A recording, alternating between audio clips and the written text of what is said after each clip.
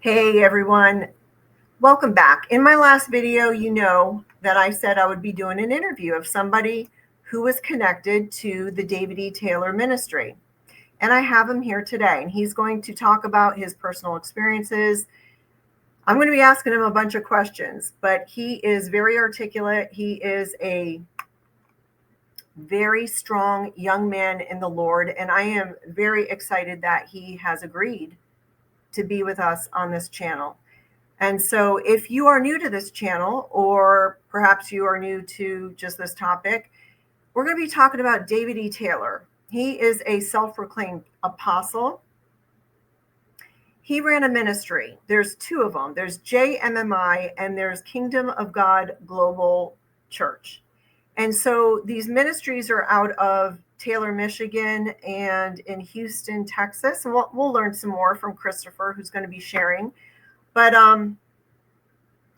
David Taylor and his executive director, Michelle Brannon, they were recently indicted after a federal grand jury met in Detroit. And they were indicted on charges that include forced labor, conspiracy to commit forced labor, and conspiracy to commit money laundering. And they are likely right now, as we speak, in the process of being transported to Detroit for arraignment and bond hearing.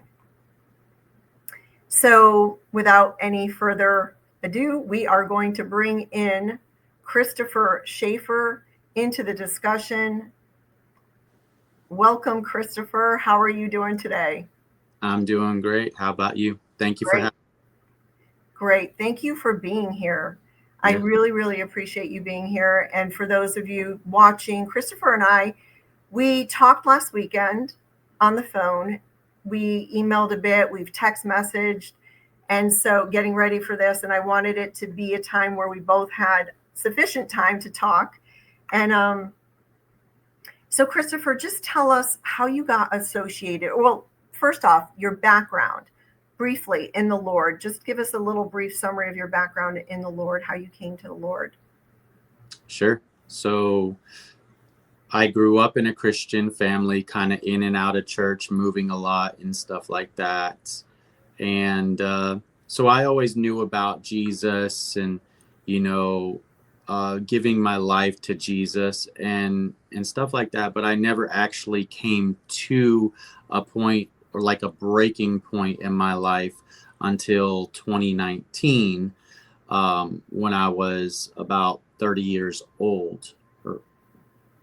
30 years old, yeah. And somebody had passed away that was near to me, and it just completely tore me up. And, I just remember falling on my knees one day at the edge of my bed and just crying out to God and saying, I'm done doing life my way, asking for forgiveness, everything that I had ever done. And the words, I don't even know how I formulated these words out of my mouth, but the words that came out of my mouth is just mold me and make me into whoever you want me to be. And from that moment on, I just started digging into my Bible every single day, prayer, worship, and I've just steadily grown. I went through like this 1 year in 2020 where I stumbled in my faith, got mixed up in a lot of confusion, and just for about 1 year kind of walked away from the Lord. And I kind of compare that situation with Peter, who denied the Lord 3 times. So, of course, Peter didn't deny him for a full year. So mine's definitely different, but it's a slight comparison to that. And then in about 2021, going into 2022, I heard the audible voice of God or Jesus in my apartment when I was alone, just saying my name, Christopher, twice. And I went outside. I was like, who's calling my name? There was nobody around, anything. And I knew at that point, it had to be God. So that's Wow. about Tell that. us about how you got associated with David Taylor's ministry.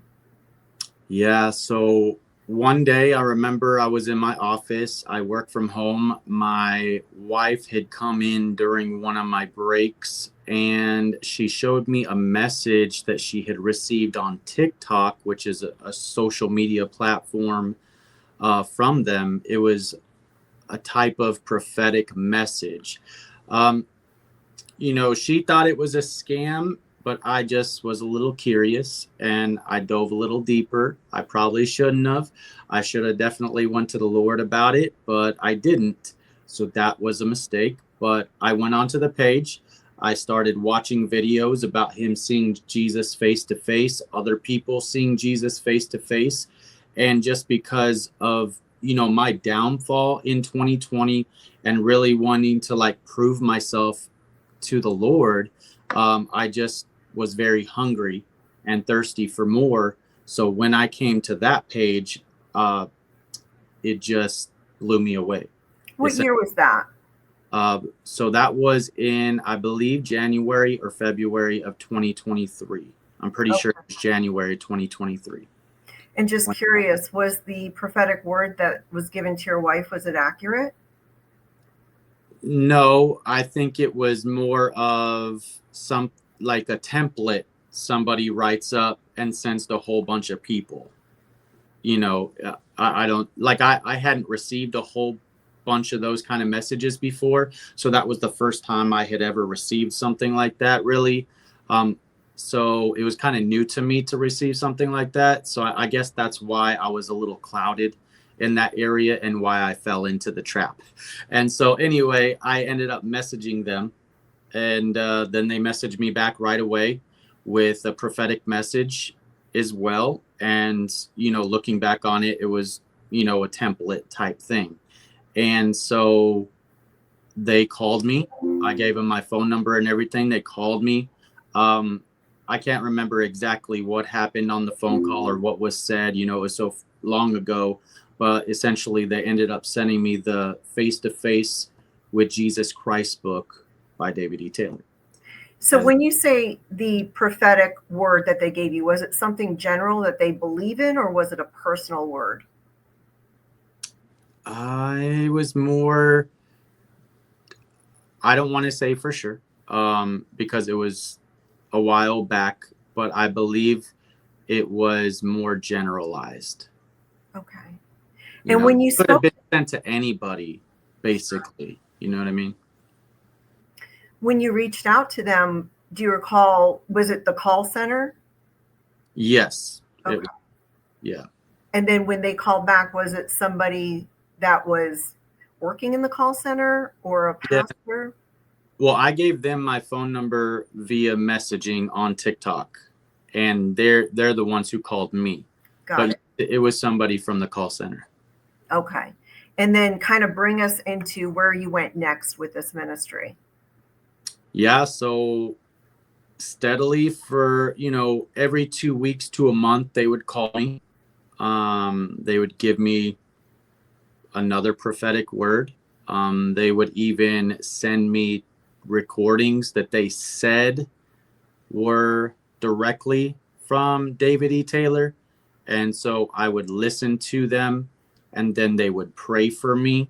And then essentially they would say, because of his position with God, that I should honor that prophetic word and give a certain amount of money. Sometimes they didn't tell me exactly what I should give.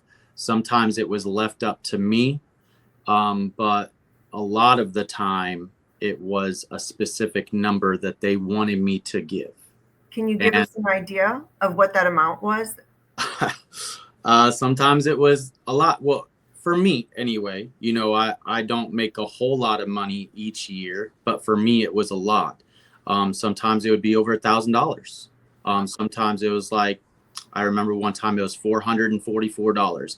A lot of the times they would connect a number to some scripture or connect it to the prophetic message in some kind of way or whatever.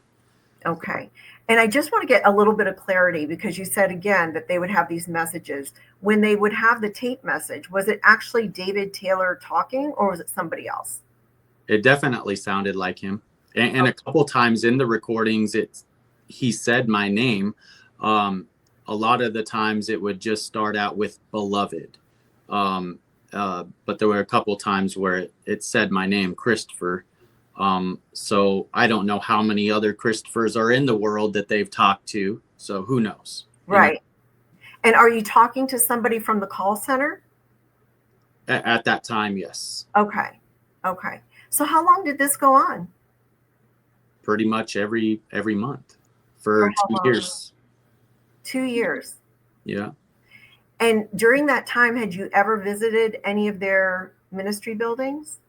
No, not in person. I would only attend services like online, and talk to them on the phone, and that was it.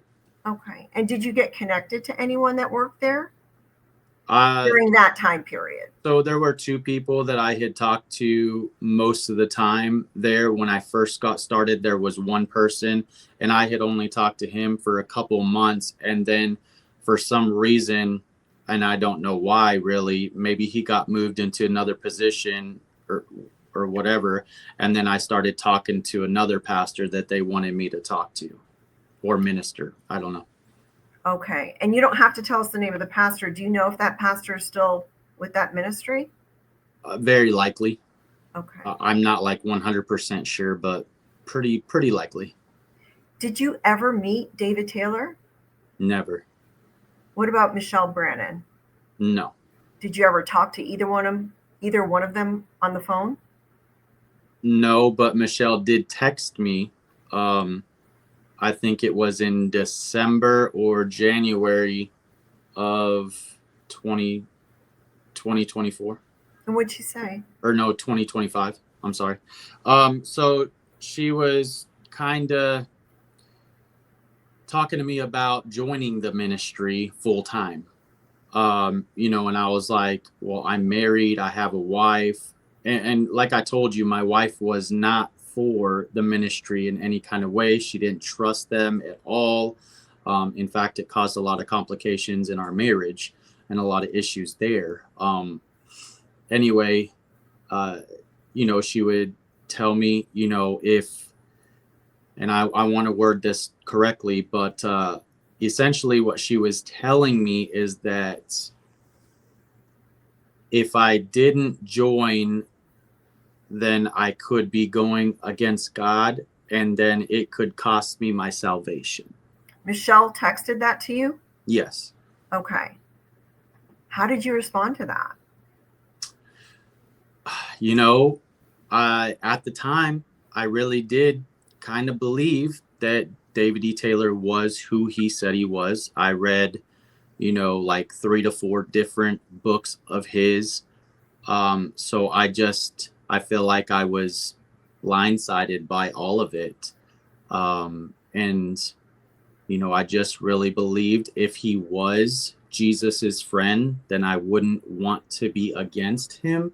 And so I guess that always played a part in my decision making. My wife is my wife and I love her to death. So when I look back at all this, I'm like, how was I so blindsided, and how was I, potentially willing to lose it all for David E. Taylor? Yeah, and that is a very significant question that people have, especially since I've been talking about this in a number of videos. I see that in comments. People are like, how did this happen? So for you, if you have reflected, if you're able to share, what, if anything, stands out in your mind as to what drew you to him? Was it his teachings? Was it his charisma? Was it something else? I guess all of the above, and then just the fact that I wanted to be closer to Jesus. And if he's the best friend of Jesus, I guess that was a way to be closer to Jesus. But I can see how, in a way, that seems very perverted, spiritually speaking. And I don't know. It's just, I really don't know how it really happened. I guess, I started reading the Face-to-Face book. I believed everything that was in there.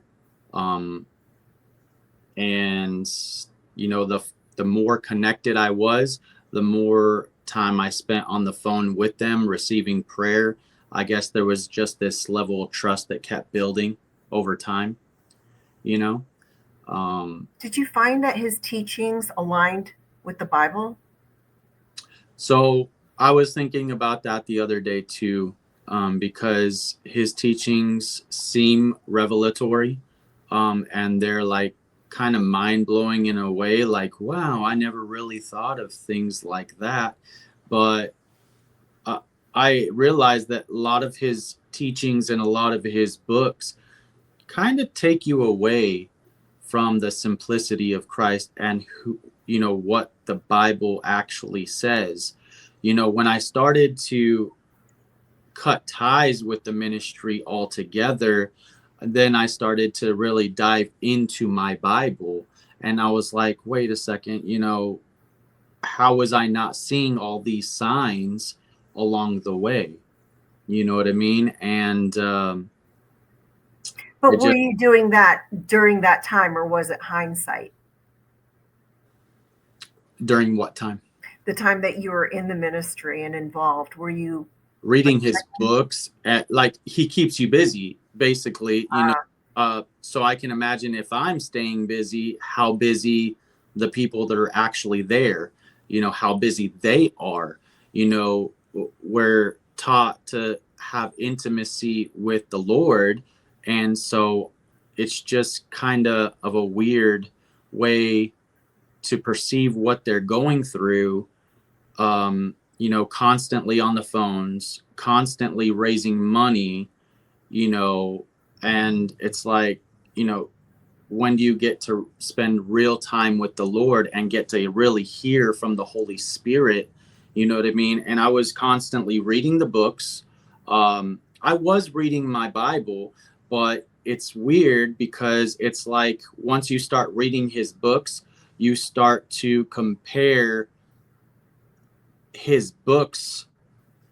I don't know how to necessarily explain it. It's like his message in his books turns the Bible to fit his agenda, essentially.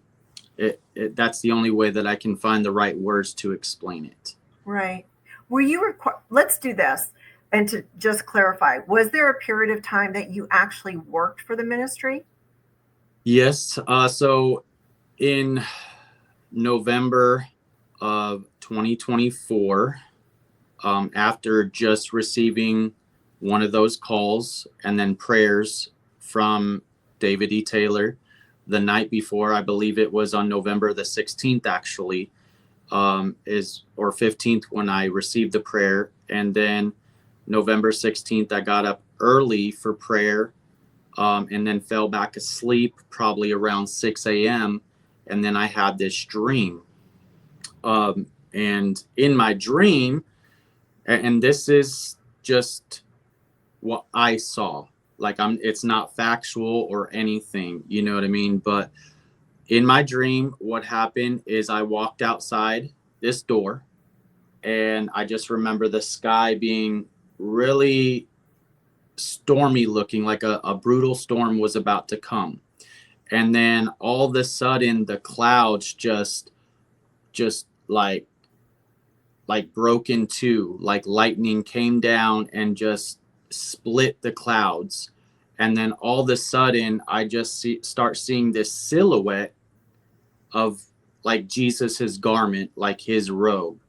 And then just piece by piece I started to see Jesus. But it was as vivid as it was also kind of vague as well. And I remember in my spirit, I really thought it was Jesus. And so it really shocked me. And in my dream, I was ecstatic, and there was all these people around, and I was telling them, it's really Jesus. I really seen Jesus, and I really believed it. And I remember seeing the face of Jesus, which there's a scripture that talks about, looking through a glass darkly. And I can't say it word for word right now. But anyway, it was kind of like that in a way, like I was seeing something, but not clearly. Yeah. So anyway, that's kind of how that dream went. And it was very powerful to me. When I woke up, I was like, wow, I really saw Jesus. And then I started putting things together and I was like, well, if I really saw Jesus right after David E. Taylor had prayed for me the night before, then that must confirm who he is. And so that's how it kind of got started for me. And then right after that, I asked, because they had already asked me about joining their evangelism team before that, but I wasn't quite ready to jump into that boat yet. But after... Oh, I lost you. Well, I lost Christopher. I hope he comes back. Let me text him. This is pretty interesting because David E. Taylor, as you know, claims that he has seen God face to face. So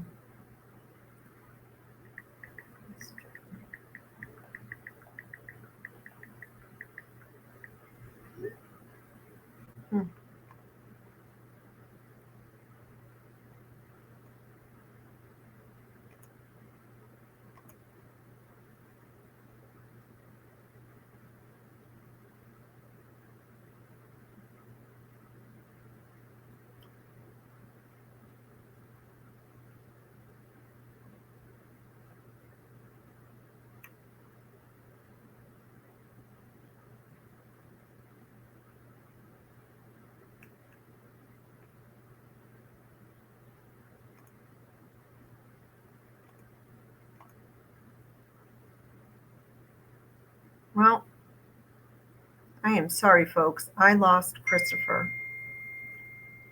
Oh, his wife called. He's getting back on.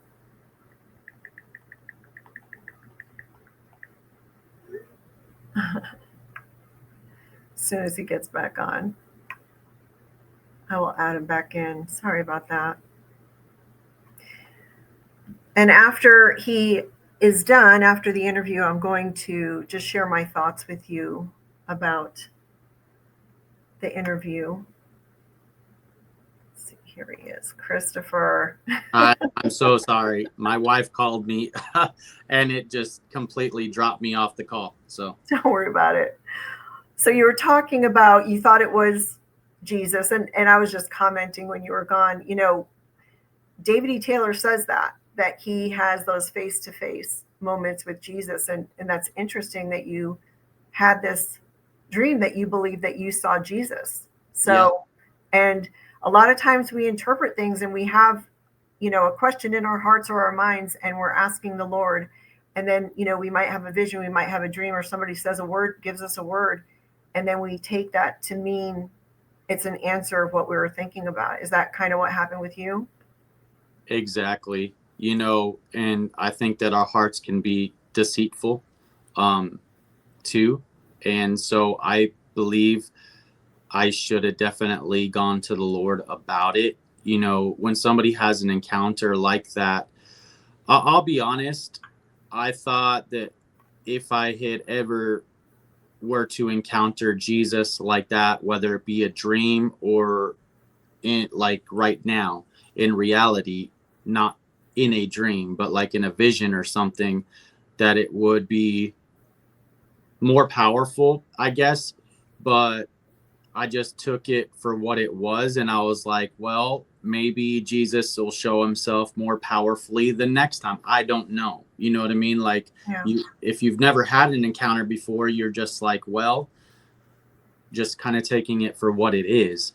But because I had been waiting to see Jesus for so long after reading his book and just being hungry for it, that encounter, you know, I just took it for what it was, that it was truly him. And then I just jumped into the boat to join their evangelism team. Okay. So at around the time that you joined their evangelism team, before we get into what that entailed, what was it like with your wife and your family? Did they have any concerns over your involvement with this ministry? Definitely. Like what? What would they say? My wife just told me that she just didn't trust him, that even while I would be watching services and stuff like that, there was just something off. Just his tone, just the way that he treated some of the workers on set and stuff like that. I'm sure everybody's seen it. And I've seen it too, but I guess I just overlooked it for whatever reason. And I, while I was evangelizing, I wanted other people to see what I would like, confirm what I thought was true. You know what I mean? I wanted other people to get involved, and the more people that got involved, I was like, well, it must be true, right? That's kind of how it works sometimes, is you want other people around you to feel the same way you do about something. So it really put a dent in our relationship when my wife wasn't, believing what I was believing. It was so bad, that we don't scream at each other, but one time we were screaming at each other and stuff like that. And she even mentioned, what would be the point of me staying with you if you were to leave, and I was, and I just thought in my heart that it was a divine appointment, that this is one of those hard things that God asks us to do. A lot of the times when I would speak to the ministers with David E. Taylor, they would compare my situation or situations in general with like Abraham, and then Abraham having to sacrifice Isaac, and having to have that level of faith just to go into something, you know what I mean? So they would use that. And then I was like, well, that is biblical. And what if God is asking me to do something hard like this? And I didn't really know what to expect. I really didn't think, that they would try to make me stop talking to my wife or anything like that. But as I got deeper into it, my wife actually reached out to Vicky Yohe one time. And I told her not to, but she did anyway. And she got some information, and I won't go into too much detail, but apparently Vicky had told her, that if he goes, meaning me, if I do go, then, they're going to probably make him stop talking to you completely. And at first I didn't really believe any of that.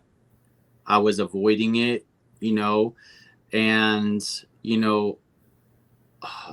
the closer I got to possibly leaving, the more I started to have these really uneasy feelings. I guess it was like God trying to warn me, and trying to show me that maybe that is what they're going to end up trying to do. So they knew that you were married. Yes. Did they ever ask once, hey, bring your wife too? Not really, because they knew that she was against the ministry. And when they knew that she wasn't going to budge on her stance on it, then I remember getting a call one time, and they prayed for me. And at the end of the prayer, though, and something that was like a red flag, like that kind of unsettled me a little bit, was that, all the people, whether it's your sister, or your wife, those that are against you in this, they weren't necessarily saying that they're going to be judged, and I can't remember the exact words that he said it, but there was like some kind of judgment coming because of their stance in it against me, and that didn't sit real easy with me. I didn't know what to say at that point, honestly, and we got off the phone call pretty quick after that anyway. I've noticed that just in my research, that they have a tendency to threaten that you're going to be judged, but not just in the general run of the mill, so to speak, but actually that you're going to get sick or you're going to die. I've noticed that. Did you experience any of that? Like that they would say that, or like being threatened? Essentially, hey, if you go against this ministry, if you say anything against David E. Taylor or your family, that they could be judged. Well, there was just that one conversation where they had mentioned my sister, Regina, and then my wife, Angie. Wow. And like I said, that kind of unsettled me a little bit. But in the summer of 2024, when they were doing a miracle crusade online, and I was attending for 3 or 4 days, each day it was like from 7 p.m. to however long, I can't remember. But I would attend every one of those. And while I was watching the service live, I don't remember how I found it or what, but I was just kind of on my computer, and all of a sudden this story came up about David E. Taylor. And I had already heard the accusations and stuff like that from the very beginning, and the reason why I didn't really do a deeper dive into it is because when I asked the minister that I talked to on the phone about it, he told me, men of God, they get attacked, they get accused, they get persecuted and stuff like that. And I was like, okay, well, that's biblical. I mean, that makes sense. Of course, I should have done a deeper dive into it a little bit, but I didn't. So at this point in 2024, during that crusade, I ran into this story about the EBT cards, which I'm sure most of us have heard about that. And then some of the sexual things that happen between women and stuff like that, and the relationships. And then, I can't remember everything, but I just remember like my stomach dropped, my heart dropped into my stomach. And I was like thinking really deeply about the implications if I were to stay with this ministry, if any of that was true. But then I got really, I guess, fearful, not knowing what the right choice was, because I didn't want to go against God. I didn't want to fall out of his will or any of those things. So what I had done is I contacted somebody, that I was kind of ever so often in touch with, that's a little closer to Apostle Taylor or David E. Taylor. And she had talked to me a little bit, and I told her everything that I was struggling with, the things that I had read. And I guess she kind of counseled me in everything and helped me not to worry so much about the accusations and stuff like that. So anyway. Okay. So, I mean, just to clarify, did she tell you not to pay attention to what people are saying? Pretty much, don't worry about it.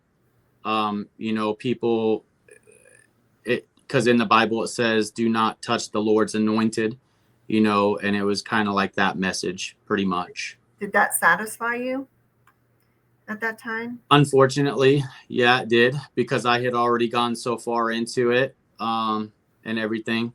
And so, yeah. What did you think about David spewing venom? I'm sure you saw that, where he was rebuking and, just chastising, just really, really rude to people on his staff. What did you think about that?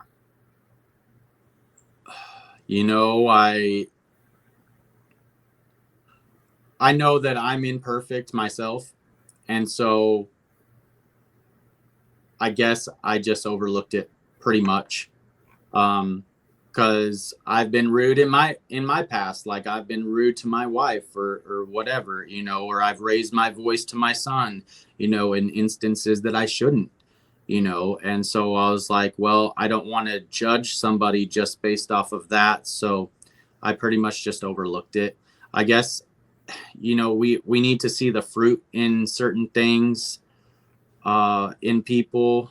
Um, but I don't know. I just pretty much overlooked it. Yeah. Kind of weird. What did your role in the you were in evangelism, right? In their department? Is Yeah. that what it was? Yeah. Was it clearly defined to you what it was that you were going to be doing? Well, evangelism in reality is the gospel of Jesus Christ. Well, this evangelism and learning the real definition of what they were trying to get me to do after the fact. Of course, I didn't realize it during, but after the fact now, realizing that it was more like proselytizing. And I don't know if I'm saying that word right, proselytizing. But Possibly. anyway, I'm basically going on Facebook, going through groups or just finding random people. And they would give us these templates, just like what was sent to me. And sometimes we wouldn't just send the same template over and over again, but we would message people, and then we would try to get them connected to David E. Taylor instead of really like talking about Jesus. It was always about David E. Taylor and getting connected to David E. Taylor.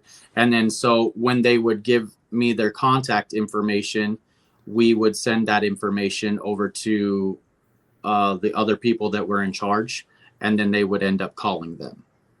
So were you cold calling, or were you told to go to a specific website? No, we would just do it on Facebook Messenger or any other social site like TikTok or Instagram or whatever. Okay. And what kind of responses did you receive when you did this? Well, my heart was really to try to help people and try to lead them to Jesus. And so even though they wanted me to, get them connected to David E. Taylor, I actually did have a heart that cared, and wanted to help people. So I would pray for people and stuff like that when I would message them, or I would send them a prayer, or I would just reach out with what I thought the Holy Spirit wanted me to tell them or whatever. And I guess because of my genuineness in it, I connected to a lot of people, and were able to get their phone numbers and stuff like that. And I would send that information to them, and then they would end up calling them. I would gather like prayer requests, like anything that they needed prayer for.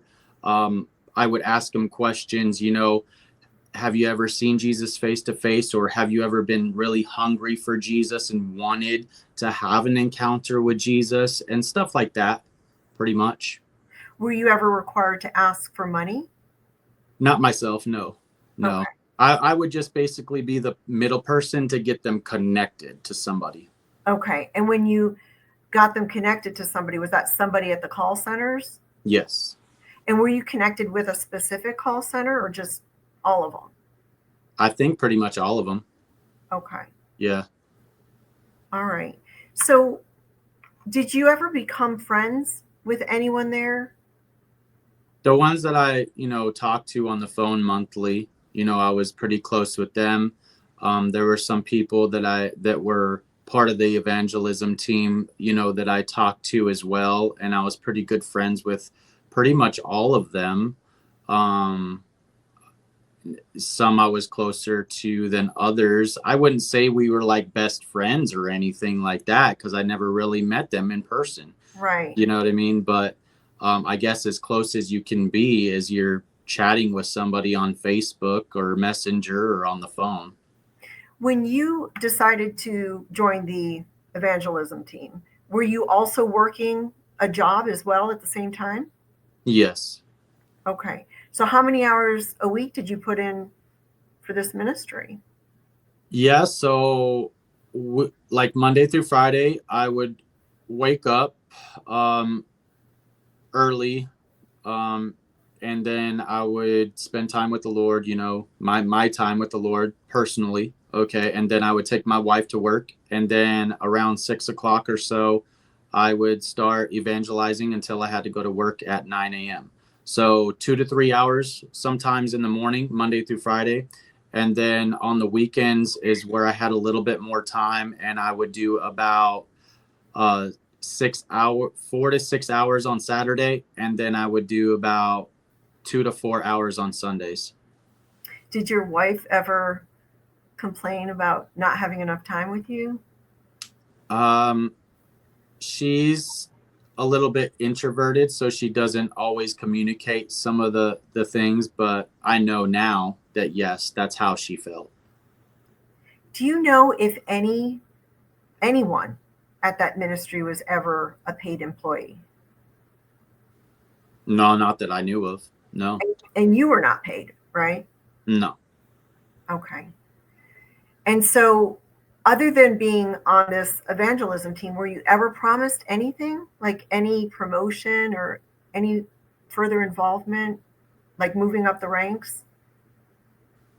They just, would talk to me a little bit about joining the ministry full time, that this was the end time move of God that David E. Taylor was doing, that he is the end time general, stuff like that. And when people say those things and you start to really believe it, you're like, wow, I'm going to be part of this amazing end time move of God. And so you're like, well, I have this life over here. I have my wife, my son, my responsibilities, my job, and everything. And then they want you to, just give up everything essentially and go be full time. And I honestly, that was a burden to me a lot. And it was always on my mind every single day.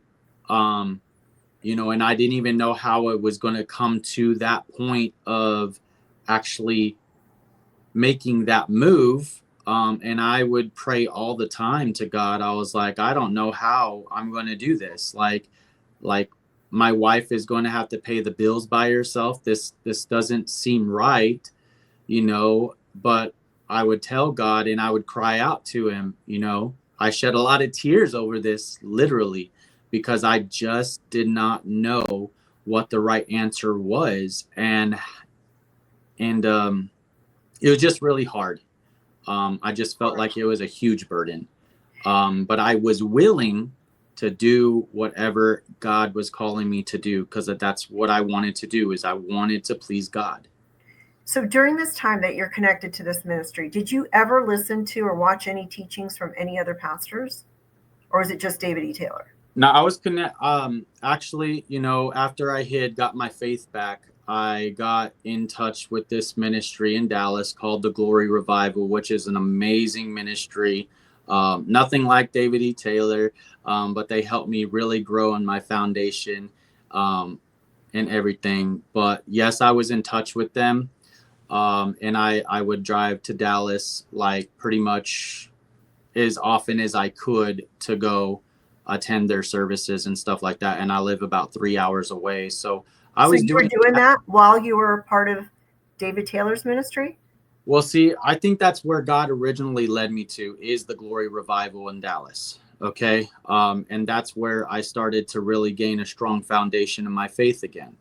And I think when I got in touch with the David E. Taylor ministry, it was like this, like, I believed it was the enemy's way of sidetracking me, getting me off of track of where he wanted me to go and delaying things in my life. That's the way I see it now. And when I look back on everything, that's what I see happened. And I'll be honest, there was a person from that ministry. She knew a little bit about, David E. Taylor's ministry, I think.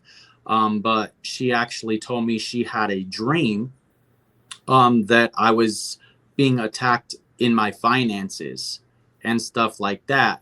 And I didn't really put the two together, really. But now looking back at it, I wish I had prayed into it more and really opened my eyes. But anyway, Okay. we're here now. So we're going to get to how you disconnected, but at some point, so you're on the evangelism team, you're doing what you're doing for David E. Taylor, you're still working your job, but at some point they asked you to join full time? Yes. Give up your job? Yes. Tell us about that. Yeah, so that was really crazy too. When was it? When did that happen? So I believe in January Of this year? in 2025, I had another dream. So in my dream, I thought that, well, it was my grandfather. He came to wake me up in the dream, but a lot of times, like people who interpret dreams and stuff like that, they can say like your grandfather can represent the father, right? Or something to that extent. So anyway, in my dream, my grandfather came and woke me up, and he told me we have to go to Houston. And it was kind of weird because in my dream it was snowy and wintry and stuff like that. And in my dream, I knew that I was supposed to come back or something like that, but it didn't fully make sense to me. It was kind of confusing, but I didn't tell anybody that dream. For about 2 weeks, I just kind of kept that dream to myself. And I was starting to get really like worried inside of my heart and in my mind. And I was like, oh my gosh, is God really asking me to leave everything, like for real, for real? And I was getting really nervous about everything. And so I thought God was calling me. I thought it was a divine dream that God was calling me to go to Houston to be a part of David E. Taylor's ministry for the campus of the Harvest, that one in Houston that was rated.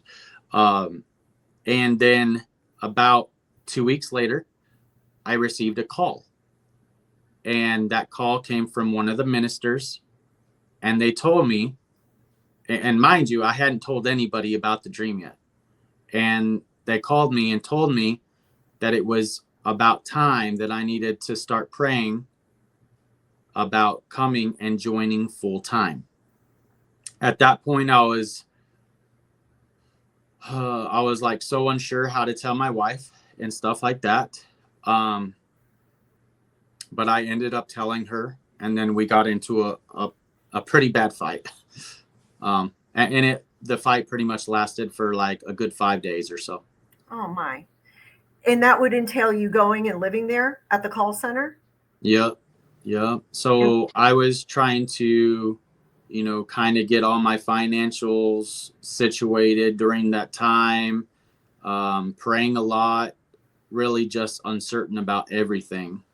I was just stressed to the max. Were you told specific information about what you would be doing, where you would be living, whether you would be able to go back home on the weekends, or what did that look like? I don't remember asking a whole lot of questions in reference to that. But I did wonder. And I was asking myself those questions to myself. I guess in a way I was worried to find out what they would tell me. But I believe I did ask, one time about me being able to come back and visit my wife and stuff, but it was like the question I asked got avoided.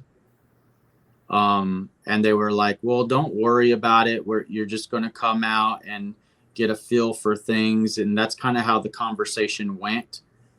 So it was kind of vague. Okay. Basically. So what happened after that?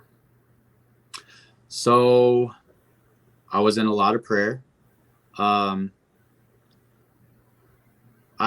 visited with my two sisters and my wife at my sister's house. We had a get together. We had dinner together and everything. And they started to pretty much intervene and, argue why I should not go and stuff like that. And that happened a couple times. And I was just so set in my ways. I was like, well, if I don't go, then I could be going against God's will. and I didn't want to displease God, and I just felt like all alone, in a way that nobody understood what I was going through, and nobody really understood what God was calling me to do, and that sometimes He asks us to do very hard things and sacrifice things.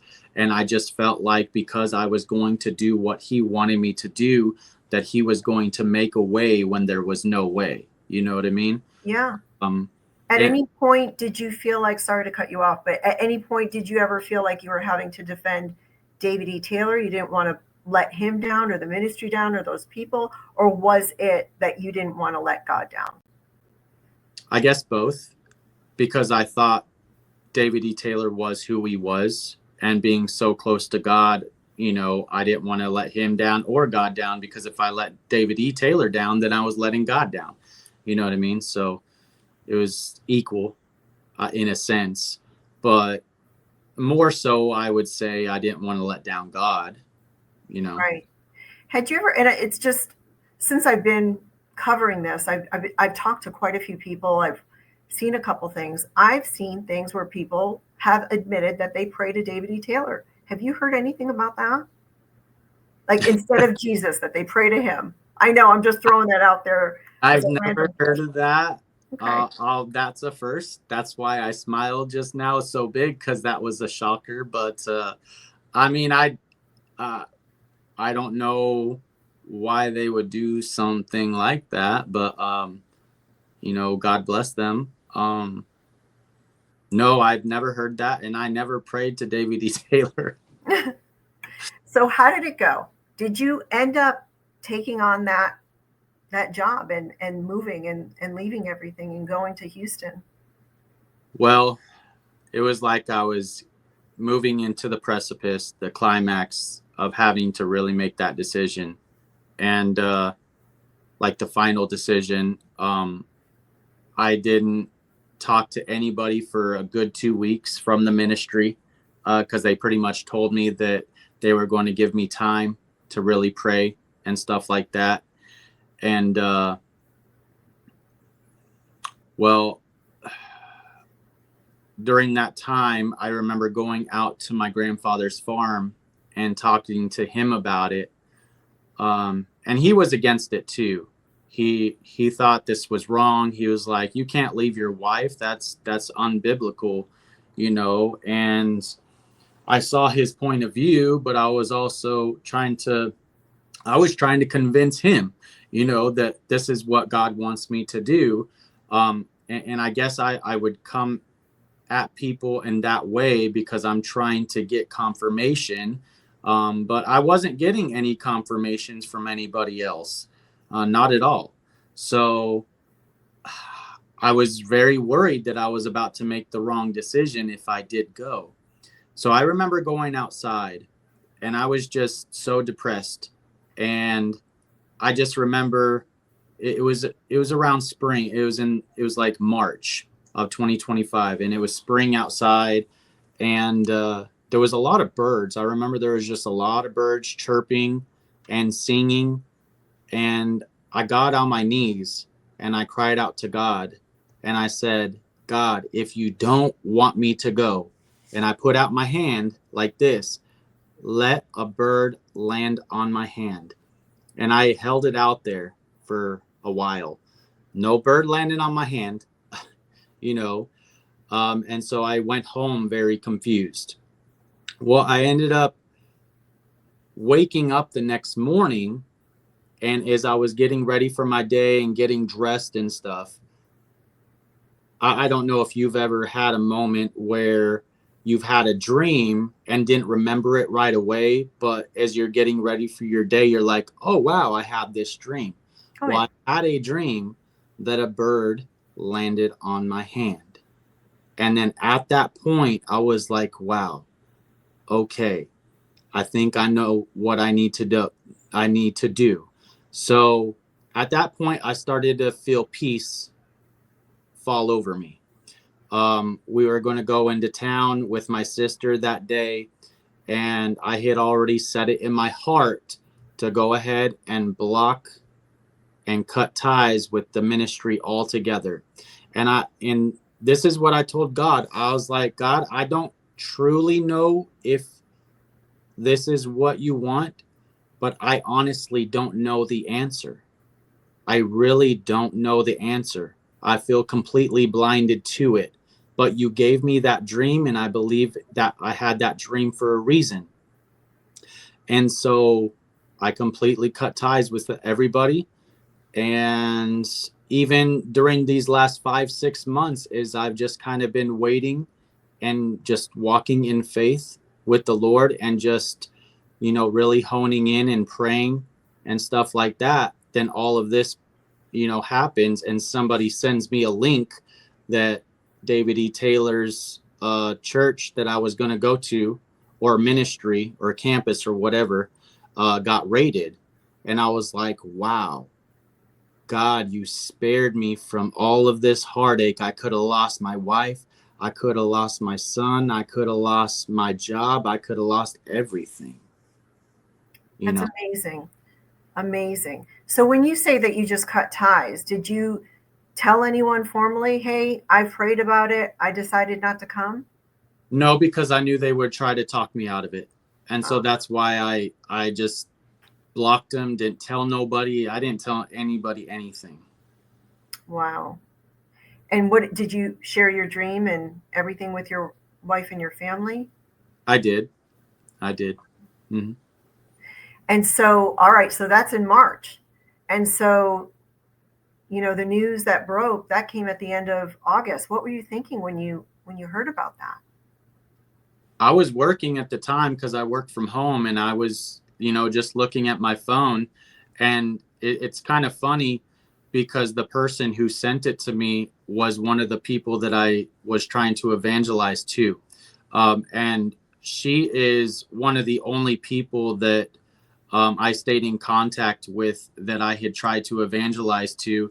I don't know why I decided to stay in contact with her, but she seemed like a genuine Christian. And I felt like I should stay connected to her for some reason. And she's the one who actually sent me the link on my Facebook page about the campus being raided and stuff like that. So I was just looking at it, and I was just like floored. I started reading through it. And then I started seeing it all over the news on YouTube and stuff like that. And I tried to find every video that I could.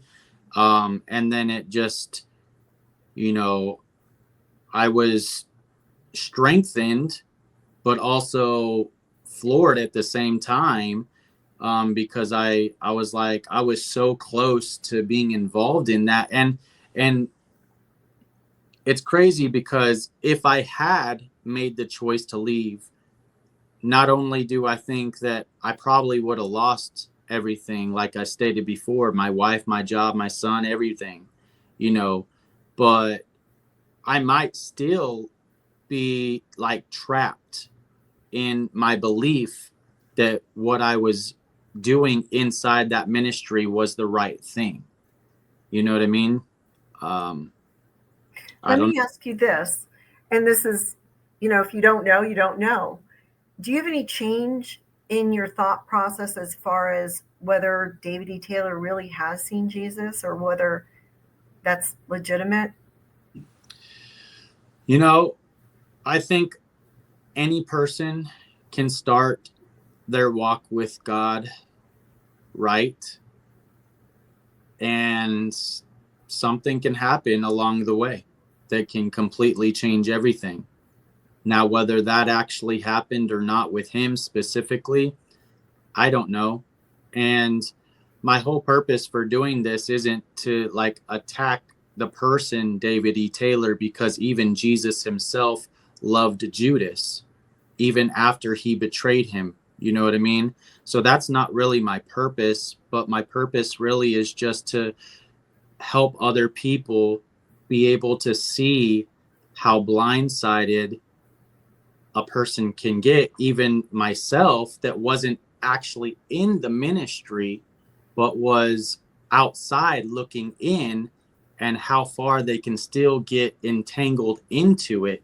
So I feel so empathetic for the ones that are involved, especially the victims, of course. You know, I feel like this can bring a lot of healing. I feel like people that are involved in the ministry now, maybe their eyes can be opened to everything, to the truth. And I feel like people can have closure through all of this, you know, and the more people that come out, you know, I was nervous to do this. Like, honestly, I wasn't sure, but something told me I should just reach out to you. And so now it's led to this. I didn't know we were going to have an interview. I didn't know any of that. You know what I Right. mean? And so I just feel very strongly that God was calling me to go for it. Um, I, I don't get excited when any person falls in their faith. Um, I believe what God says. And if anybody were to fall, to restore them in a spirit of meekness. And with everything that David E. Taylor has done, it's horrible. I don't condone it. I don't agree with any of it. And it's even affected me a lot. And I wasn't even in the ministry, so I can only imagine how much it's affected those that are actually in it. And all of the women involved, all the men involved, you know, all of it, you know. And so I just hope that justice is served. But I also pray, as much as I want, you know, David E. Taylor to be restored unto God. I hope that he does repent. I hope that he does come to a place, you know, and admits his faults, because he's going to be able to find healing through God, and his victims will be able to find more healing through that too. Have you heard of or any personal knowledge of people saying that they couldn't leave if they were to leave, that they were going to be threatened, that they just were unable to leave? Have you heard about that personally? Not from any of them, but I read about it. Right. Yeah, Yeah. I read a lot of the stuff and a lot of the text messages and stuff that was said. Okay. And after, I know you said that you just blocked everybody, but have you received any retaliation whatsoever since all of this came out, or after you just blocked everybody? Have you received anything from anybody that you were connected with? No, because I pretty much made sure that they had no way of getting a hold of me. So whether or not there was some eternal damnation I was going to experience, I don't know about it. And you sent some people an email, because I read it on my last video. Do you remember that? I read Yeah, your email that you sent. Did you send it to people that you knew at the call center? yeah. So I had a whole bunch of people contact me throughout the 2 years, you know, mostly just one minister, but sometimes they would have other ministers reach out. So every once in a while, I would get to know somebody else, right? Well, I had all these numbers listed, but I always, you know, remembered who they were. But I blocked all the ones that were connected to the ministry. And then after this happened, I was thinking to myself, I was like, well, I want to try to reach out and see if I can speak some sense into them. So I looked into my phone and found all the blocked numbers. I didn't want them to necessarily know who was reaching out to them. So I ended up getting the Text Now service, which allows you to pick some other phone number. And so that's what I did. And then I started messaging every number the same message, essentially. And you basically read what I had sent them in the previous video that you had made. But it sounded like the one person who responded, did they know who you were? No, I Oh, don't. No, no, they didn't know who I was at all. okay. Interesting. I didn't realize that. So I just Oh, assumed okay. that they had Yeah, no. I'm sorry. Yeah. Oh, no. It's Didn't- fine. I just assumed that they knew just by the way that that person responded, saying this is, I'm going to block you, and this is a bunch of mess, and I haven't even read it. So Do you know who that person was? I think I know who it was, but I'm not 100% sure because I didn't have the number and the face memorized together. But I think I know who it was. And I think it was the main minister that I used to talk to, but I wasn't for sure. Okay. In Houston or in a different location? Yeah, in Houston. Okay.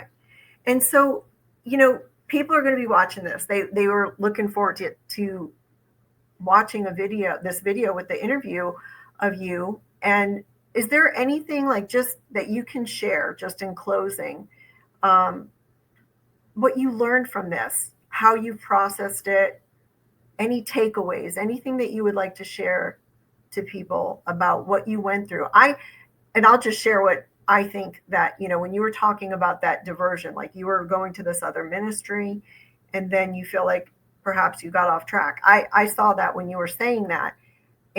But God doesn't leave anything, he's going to pick it up and he's going to use it.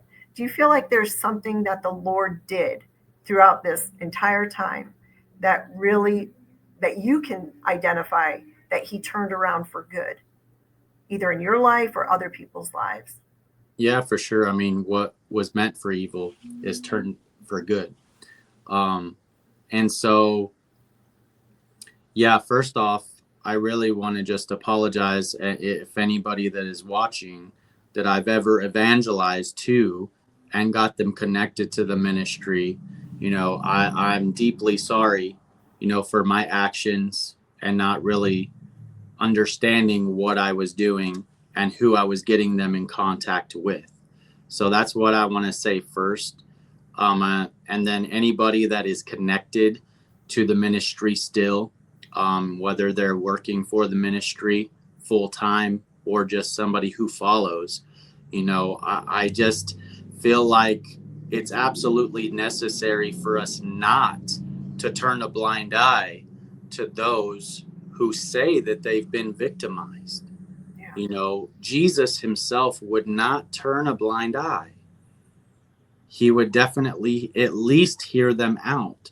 And so for anybody just to completely go off on somebody who says that they've been victimized, it's just completely wrong. And that is not the heart of Jesus.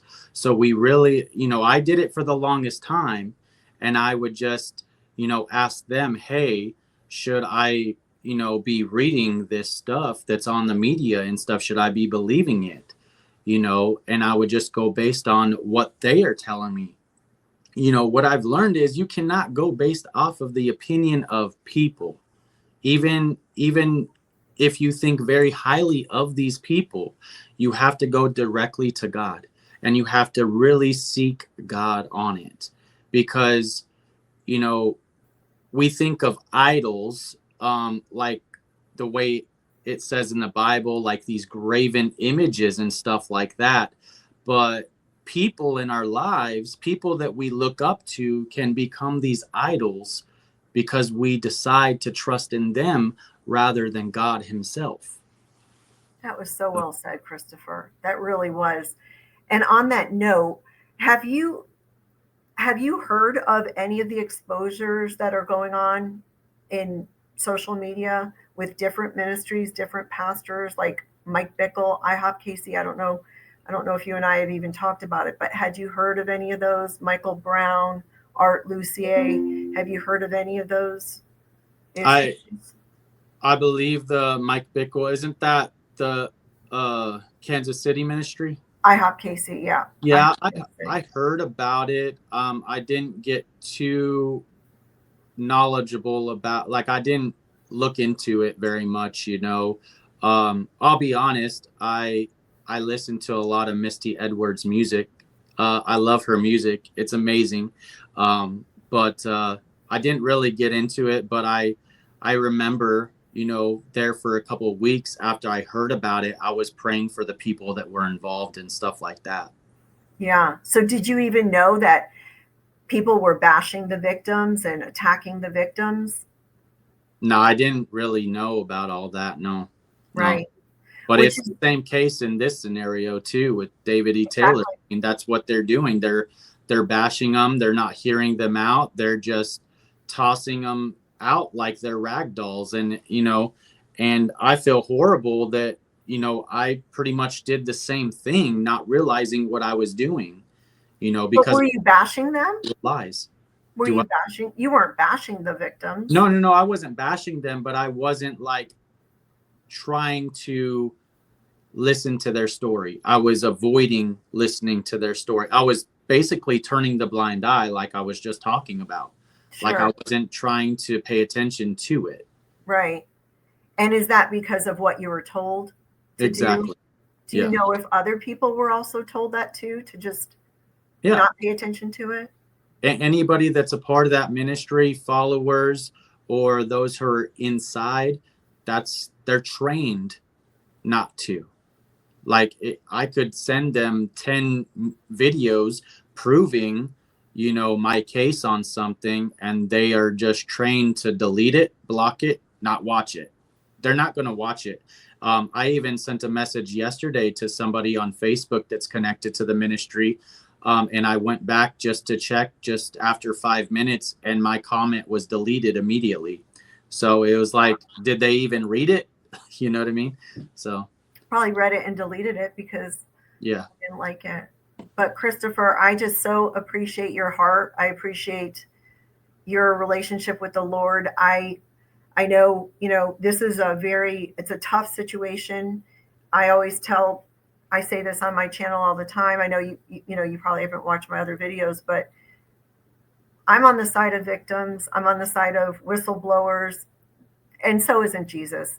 Jesus, he came for those who are oppressed and those who are mistreated. And that's what we're seeing before our very eyes. And it feels like, for me, because I'm doing this with different ministries, it's like exposure after exposure. And you see very common themes.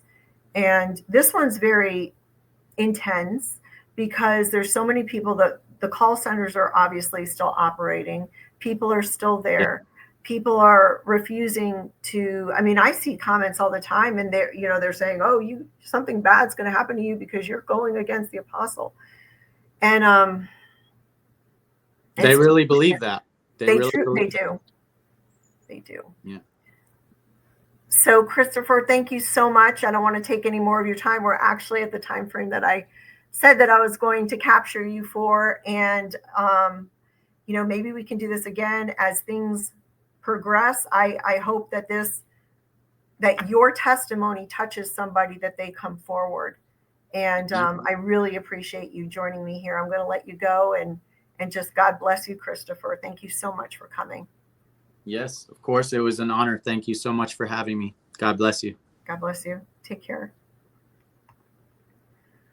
Guys, that was incredible. Christopher is an amazing man, and I so appreciate the fact that he took the time and shared his heart, and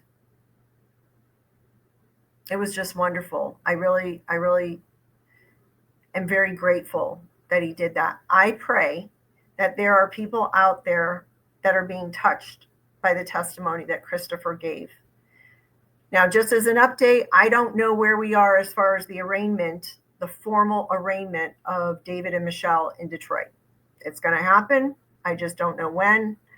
And when it does, I will update you. And also, I have been talking to quite a few people that have been a part of the ministry, and one that her story is extensive, and she does want to come on my channel. And actually, she doesn't live too far from me. So what we're going to do is probably get together and do it together. But I don't know when that will be. As you all know, I have a full-time job, and she does too. So we're going to try to do it as soon as possible. And if anybody else would like to reach out and just share your experiences, and you don't have to go on my channel, you don't have to do any of that, but feel free to contact me. My email is vjohnson@77alpha.com, and I'll put it in the pinned comment, and I'll put it in the description. And I look forward to hearing what you all have to say about this video and this interview.